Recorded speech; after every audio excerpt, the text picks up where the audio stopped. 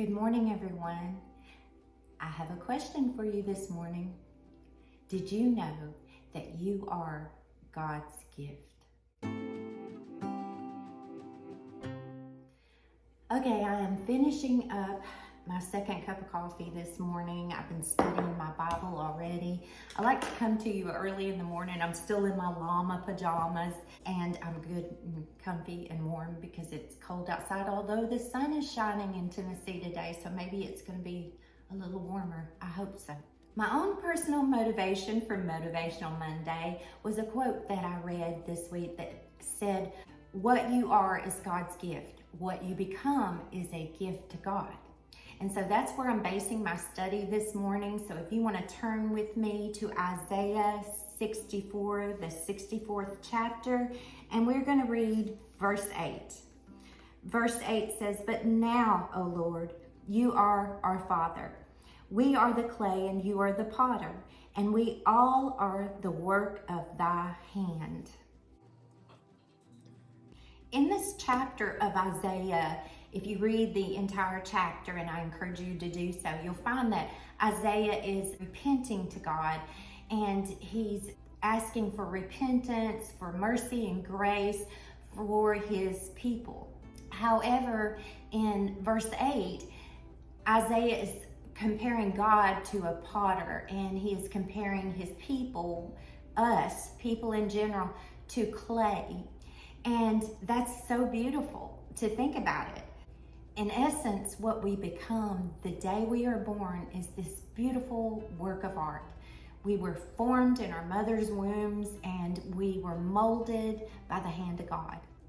Physically, we are a work of art. We're beautiful, we're unique, we're all different. Even if you're an identical twin, you carry different personalities, you have different inherited traits, you have certain genes that affect you, that form you, that mold you into the person that God wanted you to be.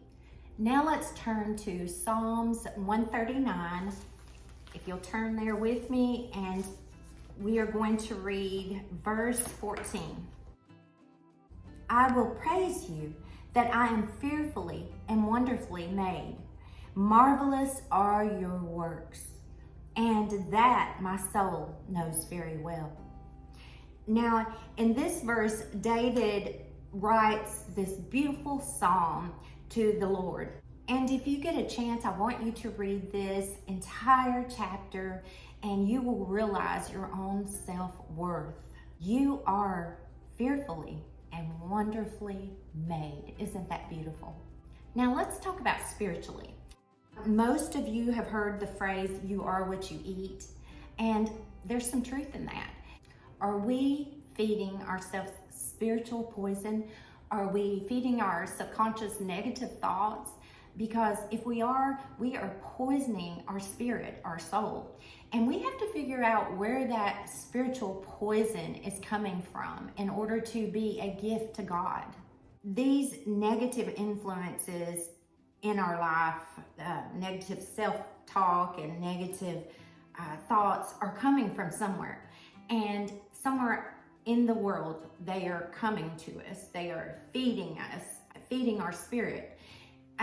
It could be the TV, it could be the internet, it could be when you're scrolling your phone, it could be the books we read, the things we read on the internet.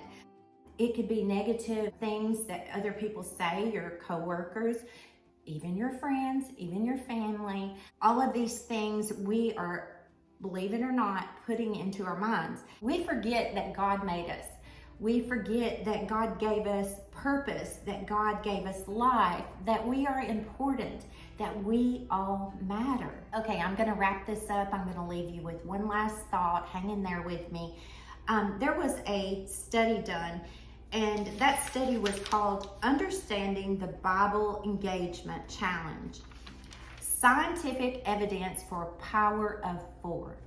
And I will put that link where I read this in my description of this video for you if you want to read about that. But 40,000 people were polled from the ages of 8 to 80. And what they discovered that they weren't even looking for was how the Bible affected people spiritually.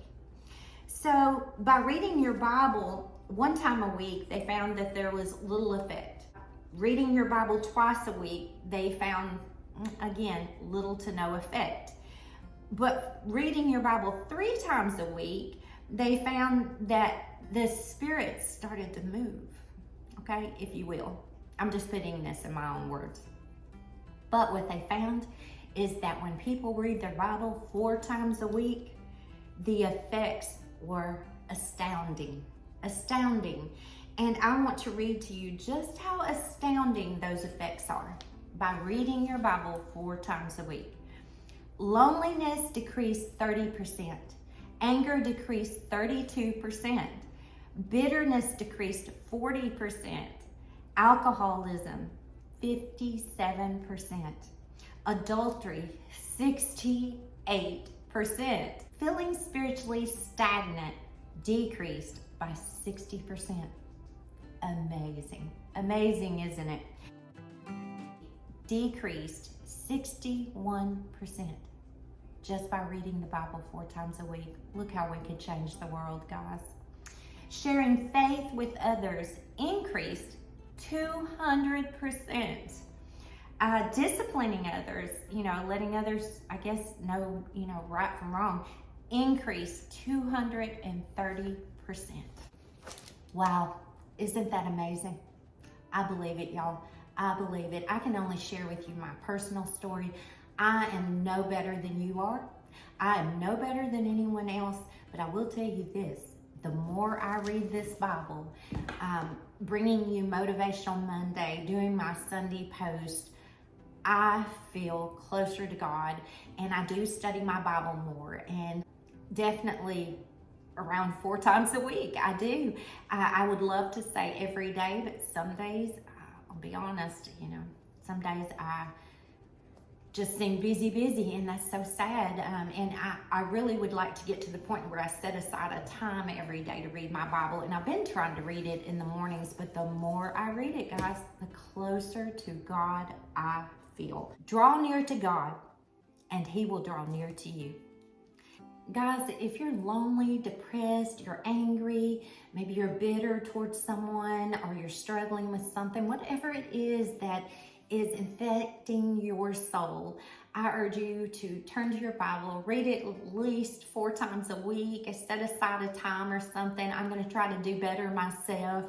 And we don't want to become just a clay pot sitting on a shelf collecting dust. We want to fill that pot with spiritual food, with God's Word. I hope you guys enjoyed this, and y'all be good.